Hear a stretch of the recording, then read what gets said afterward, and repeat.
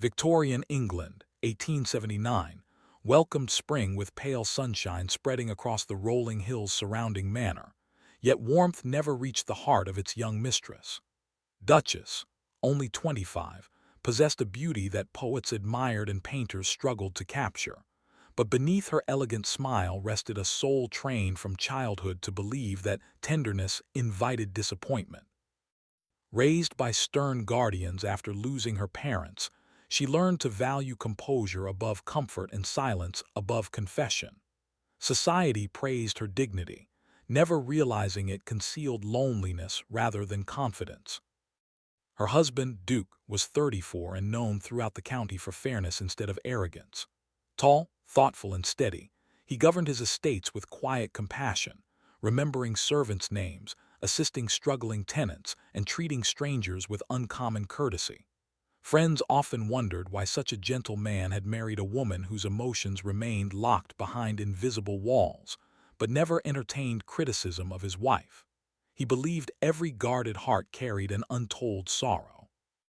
Their marriage had been arranged by respected families seeking stability rather than romance.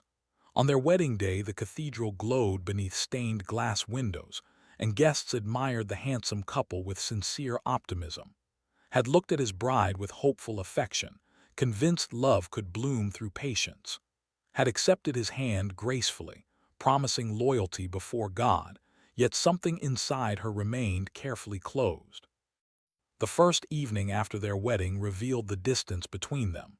As they entered their magnificent chamber, gently reached to remove a loose ribbon caught in her hair. Before his fingertips could touch the silk, she instinctively stepped backward. "Never touch me," she said quietly. There was no anger in her voice, only calm certainty. Lowered his hand immediately, and answered with a respectful nod. "I understand." He did not ask questions. He simply wished her good night. Days became weeks, and weeks slowly became months. They shared meals, attended charitable events, hosted distinguished visitors, and fulfilled every public duty expected of a Victorian duke and duchess. To outsiders, they appeared perfectly harmonious. Behind closed doors, they resembled courteous strangers occupying the same magnificent house. Never stopped trying, although his efforts remained gentle rather than forceful. Every Monday morning, fresh white roses appeared beside his favorite reading chair without any note requesting acknowledgement. Every rainy afternoon, her preferred tea arrived warm before she asked for it. Whenever storms crossed the countryside, he quietly instructed servants to keep extra candles near her rooms because he had once noticed lightning unsettled her. Accepted every kindness politely, but never wondered who had remembered such details. If he opened a carriage door, she thanked him formally. If he offered his arm descending marble steps, she declined with perfect manners. If conversation drifted toward personal hopes, she gracefully redirected it toward estate business. Respected every boundary she placed between them, though each invisible wall settled heavier upon his heart. He often spent evenings alone inside the manor library, pretending to read while listening to distant piano melodies floating from his music room. She played beautifully, pouring emotions into melodies she refused to speak aloud. Sometimes he closed his eyes and imagined those gentle notes were conversations she could never bring herself to have. One elderly servant observed this silent marriage with growing concern. Mr. the butler, who had served 3 generations of, recognized grief disguised as pride. More than once he considered advising the Duke, yet loyalty demanded restraint unless invited. Everything changed when a vacancy opened among the household staff. A young woman named Verity arrived from a neighboring village seeking honest employment. At 22, she possessed bright hazel eyes, chestnut hair gathered beneath a modest cap, and an easy smile capable of easing awkward moments. Unlike many servants intimidated by aristocratic households, Verity remained cheerful without becoming disrespectful. She completed every duty carefully and treated every resident with equal kindness. On her first morning, she accidentally dropped a basket of freshly gathered lavender across the entrance hall. Instead of criticizing her, immediately knelt to help gather the scattered flowers. "You needn't apologize," he said warmly. "Everyone deserves a first mistake." Verity thanked him with genuine relief, surprised that England's respected Duke would dirty his gloves assisting a maid. Witnessed the brief exchange from the staircase above. She felt nothing unusual. At least that was what she told herself. Weeks passed, and Verity gradually became comfortable within the household. Her laughter occasionally echoed through servant corridors while arranging flowers or preparing seasonal decorations. She admired the Duke's generosity because he never spoke harshly to employees and frequently ensured elderly workers rested when tired. One evening sat alone in the library after another polite but distant dinner. The untouched roses he had placed outside sitting room earlier remained exactly where he had left them. Mr. entered carrying fresh tea. "My lord," the butler said carefully, "forgive an old servant's boldness. You've earned the right to speak honestly. You cannot spend forever knocking upon a locked door if the person inside believes no one will ever leave." Looked thoughtfully into the fireplace. "What would you have me do?" "Sometimes," the old man replied gently, "a heart notices its treasure only when it fears losing it." The words lingered long after the butler departed. Disliked games and despised manipulation, yet endless patience alone had changed nothing. He wanted neither revenge nor triumph. He wanted his wife to discover whether any affection truly existed beneath her carefully guarded composure. The following week he quietly approached Verity. He explained everything honestly. "There is no improper intention," he assured her. "I simply need my wife to see what she refuses to acknowledge."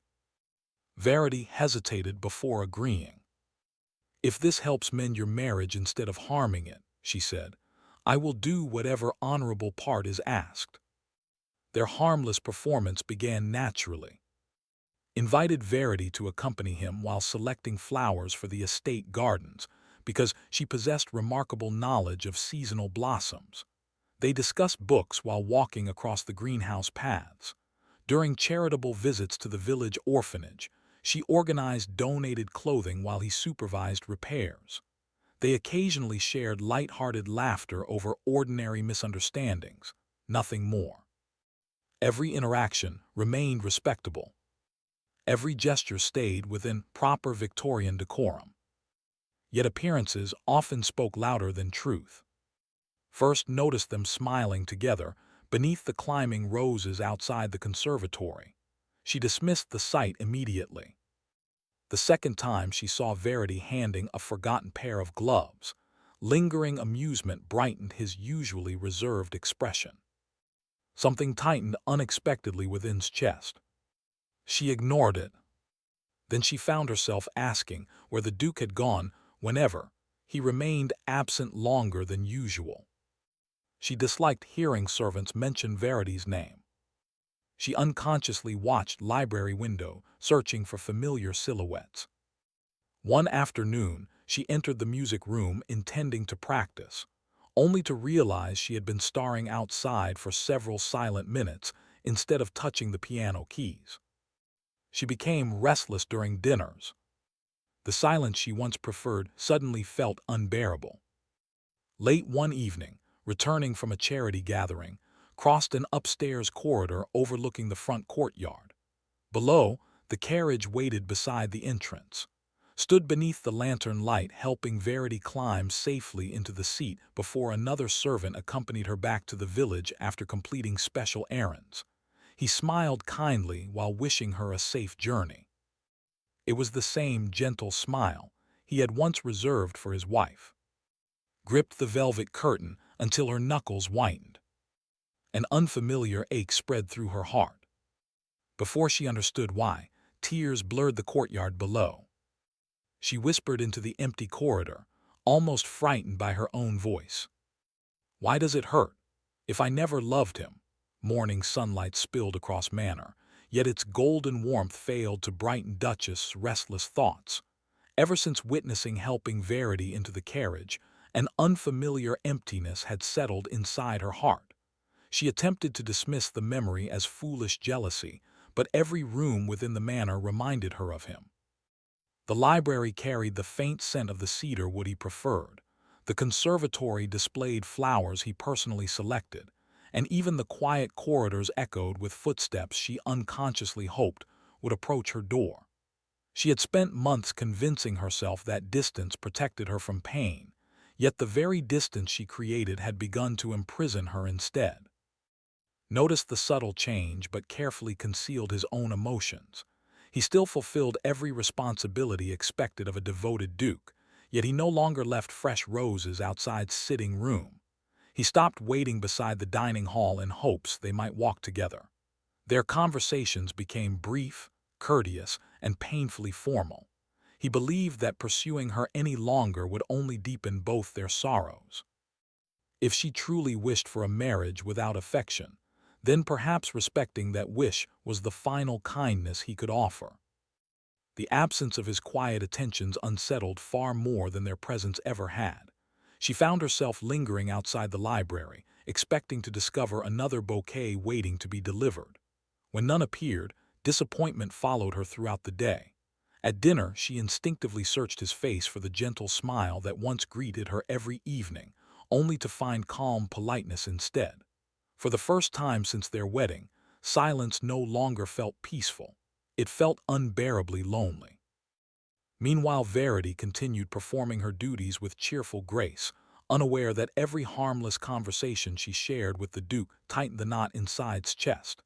She remained respectful toward the Duchess, offering tea, arranging gowns, and tending the fireplaces exactly as before. Wanted to dislike the young maid, yet kindness made resentment impossible. Verity had done nothing wrong. The true battle existed within herself.